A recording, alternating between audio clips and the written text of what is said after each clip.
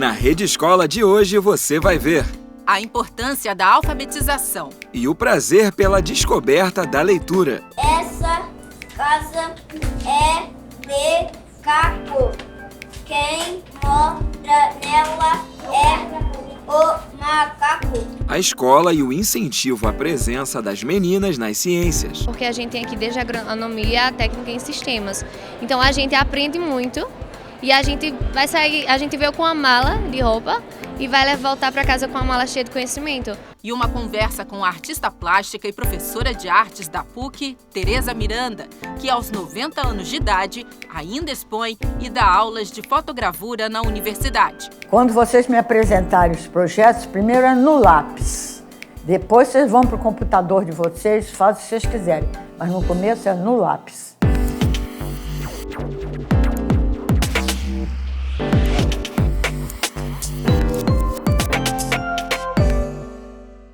Alfabetização.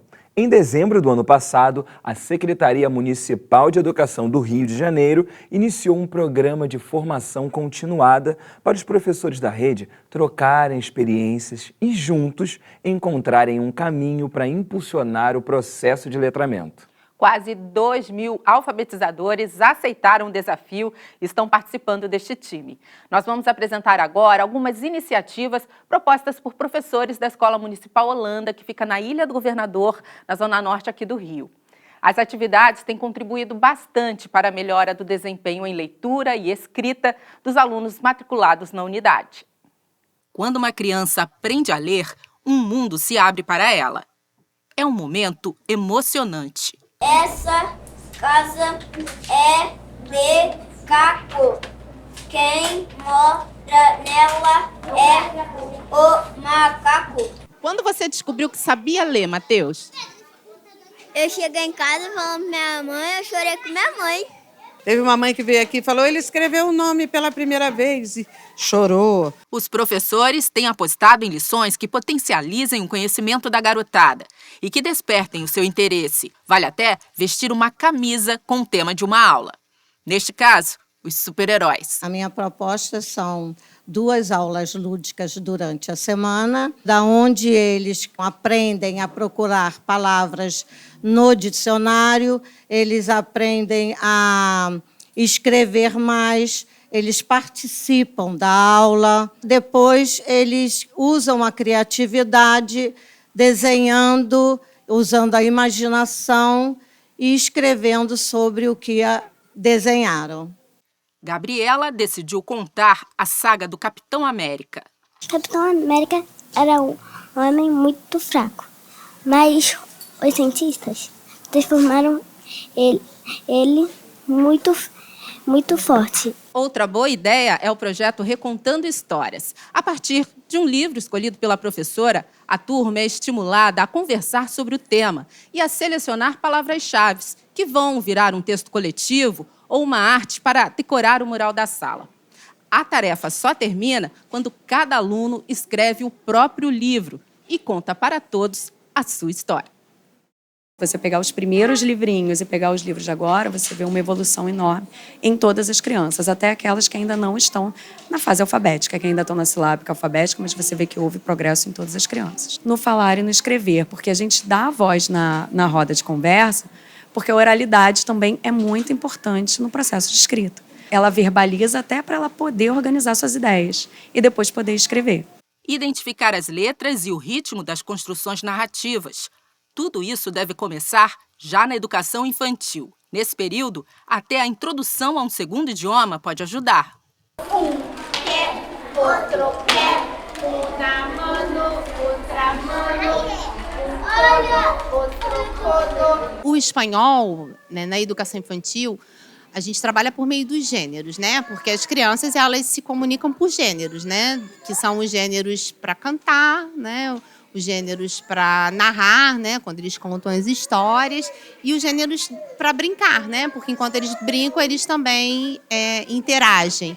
É claro que é natural que uma coisa acabe, né, a língua espanhola ela acabe entrando nesse processo junto da língua materna. Isso é um fenômeno natural, mas isso não causa um desconforto e nem atrapalha o processo de letramento. Pelo contrário. As práticas docentes, elas têm se voltado para essa direção, desenvolver o gosto da leitura, o sentido da leitura, desenvolver as habilidades de leitura, porque ler superficialmente um texto, estabelecendo as relações entre fonemas e grafemas, por exemplo, é de uma ordem, mas conseguir compreender o sentido do texto, realizar inferências a partir dele, né?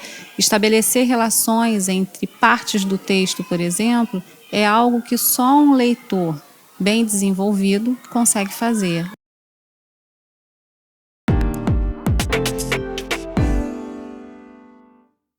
Hoje eu estou na Escola Municipal Shakespeare para falar de alfabetização. E nada melhor do que os pequenos que estão aprendendo este novo mundo da leitura para dizer o que eles gostam mais de ler, se é difícil aprender a ler e que mundo fascinante é esse que se abre para eles a partir de agora. Por que eu gosto de ler? Eu sinto inspiração quando eu leio. Os livros que eu leio em casa, eu adoro. A gente fica mais esperto, fica mais inteligente, essas coisas aí.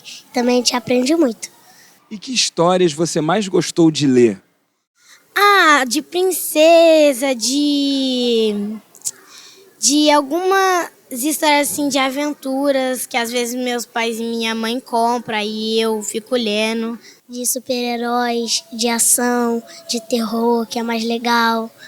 E também de gibi. Da Mônica. Livro dos 3 porquinhos. Tinha 3 porquinhos, um lobo, aí tinha cada um na casa de cada um. Aí o lobo vinha e assoprava e corria para casa do outro. Aí assoprava, vinha para casa do terceiro e não conseguia mais assoprar.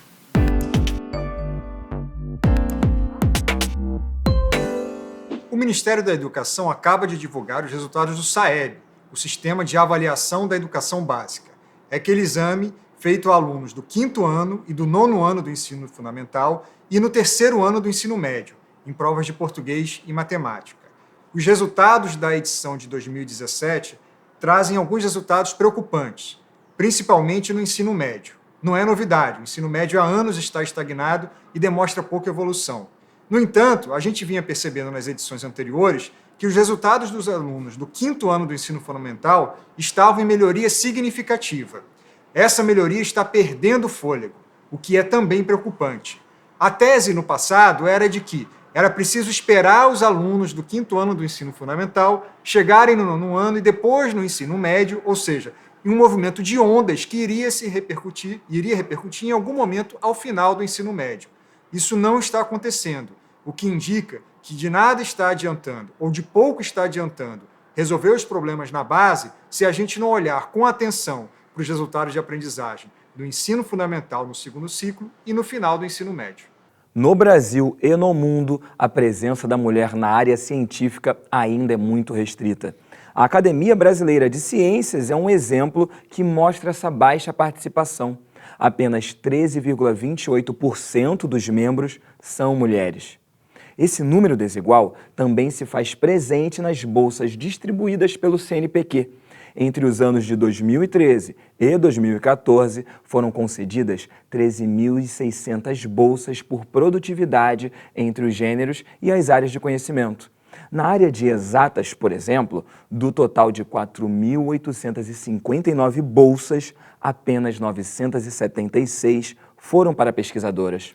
Pensando em incentivar a participação das mulheres na ciência, 41 estudantes de todo o Brasil, com idades entre 17 e 26 anos, e que compõem a Rede Federal de Educação Profissional, Científica e Tecnológica, foram desafiadas a criar equipamentos e experimentos para serem utilizados nas salas de aula do ensino médio, nas disciplinas de matemática, química, biologia e física. Uma iniciativa parecida com essa, Eliane, foi feita pela cientista Marie Curie no século passado. Para despertar o interesse e a paixão de suas alunas pela ciência, a 2 vezes vencedora do Prêmio Nobel e a primeira mulher a ser admitida como professora da Universidade de Paris, levava suas discípulas para conhecer o laboratório em que trabalhava. O Ministério de Ciência e Tecnologia está fazendo um esforço em parceria com o MEC, com o CNPq, para a gente começar a trazer essa intenção de fortalecer a participação da menina e da mulher nessas áreas especificamente, desde a educação básica, especificamente desde o ensino fundamental. E a gente está fazendo várias ações nesse sentido também. Uma dessas é o projeto Meninas na Ciência, que ocorreu durante o Conecta IF, o maior evento de educação profissional, técnica e tecnológica do Brasil. 41 alunas de institutos federais de todo o Brasil se reuniram para um desafio. Elas têm que pensar, estudar o problema. Qual que é o problema? É a questão da melhoria do ensino médio brasileiro, principalmente questões de laboratório. As meninas foram divididas em 4 equipes. Cada uma teve que desenvolver experimentos e equipamentos para serem utilizados nas disciplinas matemática, física, química e biologia. Eu acho que estar aqui com várias meninas das diferentes idades, tentando solucionar problemas que envolvam alunos do ensino médio e usando das mais diversas tecnologias e conhecimentos que a gente adquiriu, isso é muito importante, não só pelos conhecimentos, mas também pelas experiências que a gente viveu como alunas de ensino médio e como mulheres, as dificuldades que a gente enfrentou para aprender esse tipo de conteúdo, e isso se perpetua. É uma oportunidade incrível. É incrível representar o nosso estado aqui e conhecer tantas áreas, né? Porque a gente tem aqui desde a agronomia a técnica em sistemas.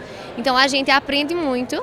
E a gente veio com uma mala de roupa e vai voltar para casa com uma mala cheia de conhecimento, porque a gente passa o nosso conhecimento para outras meninas e a gente aprende e vai sabendo não só das nossas áreas de estudo. O material construído por elas será apresentado na Semana Nacional de Ciência e Tecnologia, em outubro. Esse ano, o evento tem como tema Ciência para a Redução das Desigualdades. Antes de mais nada, é muito gratificante para o pessoal dessas meninas mesmo. Toda uma comunidade pode ser beneficiada no futuro com uma grande cientista, com uma grande professora, com uma grande docente, com alguém que vai levar e vai multiplicar esse conhecimento. E isso está levando ao Ministério, junto com o CNPq, porque essa ação foi em conjunto com o CNPq, a transformar essas ações em um grande programa voltado para meninas na ciência. E se a gente conseguir superar todos os trâmites, está lançando ele na Semana Nacional com a participação das nossas meninas que estiveram no Conecta.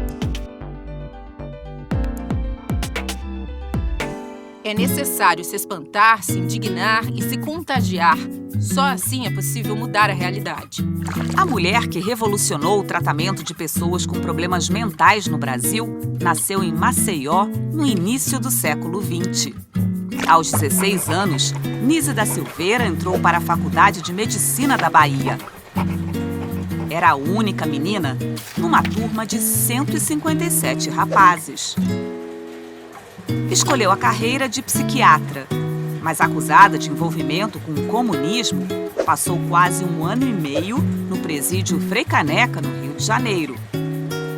Livre da prisão, viveu clandestinamente até 1944, quando voltou ao serviço público. Mas era contra as formas de tratamento daquela época, o eletrochoque e a lobotomia.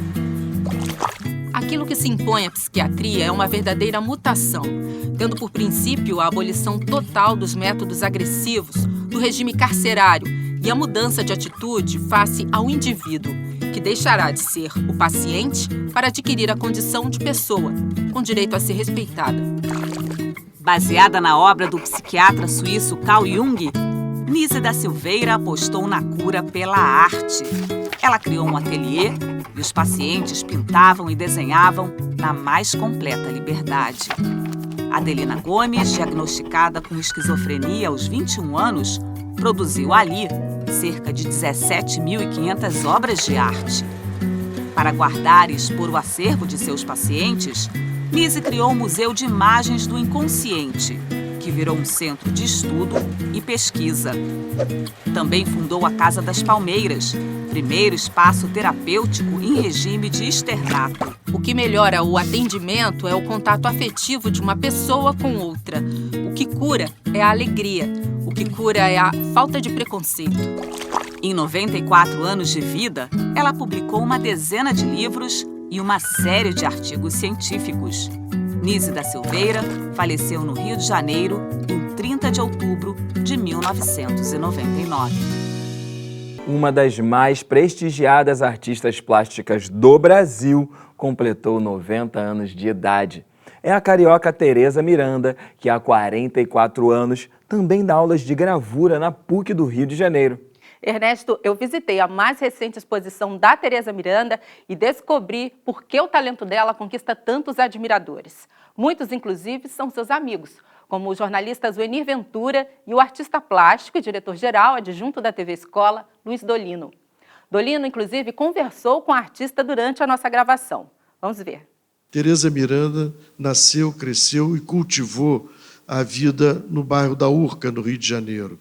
E ela representa também para o espectador uma artista voltada à iconografia carioca e brasileira. Havia uma universidade na Inglaterra, em Croydon, que eles ensinavam fotogravura, que era uma coisa que estava aparecendo. E aqui ninguém sabia como fazia, a gente via nas revistas, mas não tinha. E eu consegui uma bolsa do Conselho Britânico e fui lá. E aprendi fotogravura. E, por causa disso, eu comecei a fazer a parte Brasil que eu queria, né? Eu não fiz só o Rio, mas eu fiz o Maranhão, porque era a terra da minha mãe. Fiz Minas, fiz muito Minas, fiz um pouco da Bahia. E assim eu pude fazer, sobretudo na área de arquitetura. Tereza Miranda, 90 anos, já foi premiada em muitas bienais de arte no Brasil e no exterior. Bruno Big, de 37 anos, também tem espalhado seu talento pelo mundo. Já pintou painéis de grafite nos Estados Unidos, no Chile, na França. O que mais eles têm em comum? Os dois estão juntos agora na exposição Memória, uma celebração à gravura. E foi justamente a paixão por essa arte primitiva que uniu os dois. O Bruno estudou comunicação visual na PUC do Rio de Janeiro. Foi aluno da Tereza e hoje auxilia nas aulas do Departamento de Artes e Design da mesma faculdade. Ele é um excelente gravador. Daí a gente ainda se uniu mais, porque ele gosta de gravura, né? Isso é uma coisa importante. O que eu busco, na verdade, é estar trabalhando junto com ela, poder estar trabalhando e acompanhando um pouquinho os passos dela. Então, essa exposição aqui, para mim, foi um marco, porque eu trabalhei basicamente as técnicas que a gente ensina e que ela foi pioneira, a fotogravura. Foi ele quem a convidou para a mostra na Galeria Arthur Fidalgo, no Rio. Teve a ideia enquanto fazia uma fotogravura da amiga. Fotogravura é uma técnica feita a partir de uma imagem, né, de uma fotografia. Nessa imagem aqui, eu fiz uma foto da Tereza em sala de aula, no celular.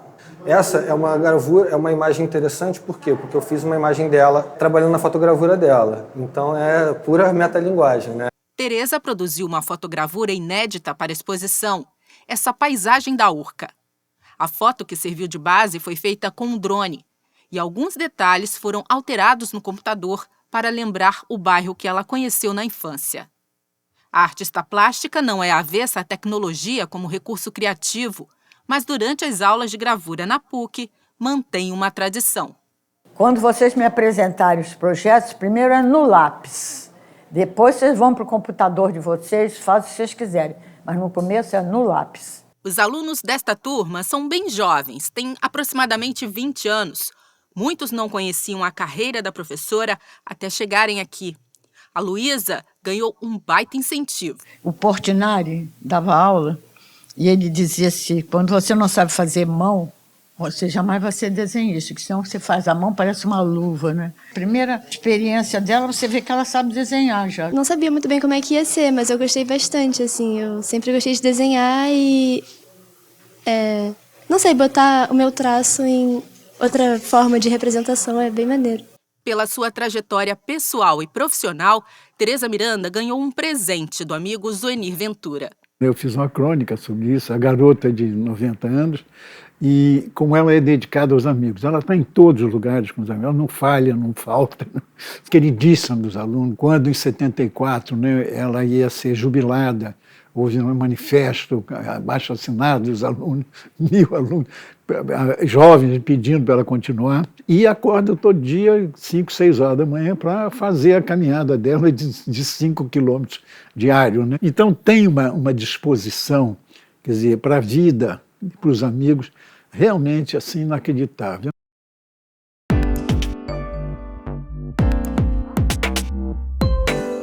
Todos nós já tivemos um professor especial que marcou nossas vidas. Para lembrar deles, é que nós vamos conversar com os alunos da Escola Municipal Camilo Castelo Branco. Poxa, tem um monte, né? Mas o que marcou minha vida mesmo foi a Ana Paula. Porque, tipo, quando eu precisei, quando eu estava triste, ela que sentou comigo e conversou. Foi a única pessoa que notou minha tristeza. Professor Rodolfo, ele me deu aula no passado, ele era de português. Eu não era muito de prestar atenção na aula, mas aí ele começou a trabalhar nos assuntos que me interessou e eu comecei a participar e me interessar muito nas aulas. A professora Vanessa, de inglês, toda vez que eu errava alguma coisa, ela falava e tal, ela me dava conselho e etc. Eu tive uma professora no 5º ano, na 5ª série. O nome dela era Sandra, né? E, tipo, eu tinha muita dificuldade, não conseguia chegar e pedir ajuda para outros professores. Gosto muito dela porque ela me ensinou bastante coisas que eu não sabia, eu tinha muita vergonha, eu tinha muita dificuldade e ela me ensinou muito. Foi meu professor de matemática no 4º ano, ele me ajudou muito a desenvolver a matemática, coisas que eu não sabia. Se eu pudesse achar ele, agradecer muito ele, porque eu não sabia aquelas contas. Hoje já eu acho muito mais fácil para mim fazer.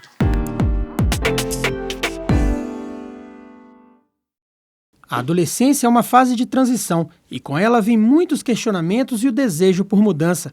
É aí que entra o protagonismo juvenil, seja nas escolas ou na política.